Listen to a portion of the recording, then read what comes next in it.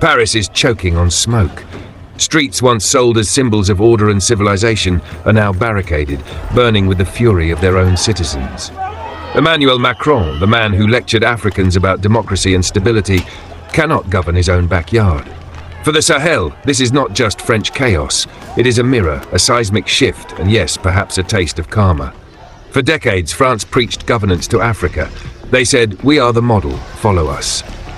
They installed allies in Abidjan, Yaoundé, Lomé, and Conakry. They defended rotten dynasties while lecturing Burkinabe youth about freedom. But today, the professor of morality cannot manage his own classroom. The streets of France are now ruled by the same anger and distrust they once exported to Africa through soldiers' debt chains and corrupt contracts. In Ouagadougou, Bamako, and Niamey, the lesson is clear. France is no longer the unshakable empire. The military bases it planted across our soil are shrinking. The CFA franc is being challenged. New alliances are forming, with Moscow, with Beijing, with each other. Under Captain Ibrahim Traoré's generation, the Sahel is not begging for recognition.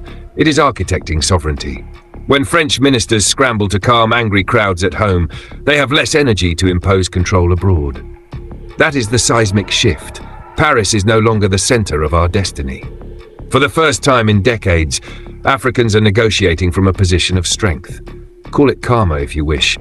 A nation that strangled African independence with invisible chains now tastes unrest in its own veins.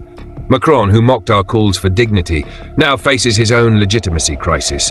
The same arrogance he deployed against African youth now echoes back at him from the streets of Lyon and Marseille. But let us be careful. Karma is not victory. France's collapse does not feed our children. Paris burning does not build our schools. The real revolution is not in France's weakness. It is in Africa's strength. The Sahelian perspective today is simple. When France retreats, we must not leave vacuums for foreign mercenaries or new masters. When Paris loses power, we must not rush into the arms of new empires without conditions.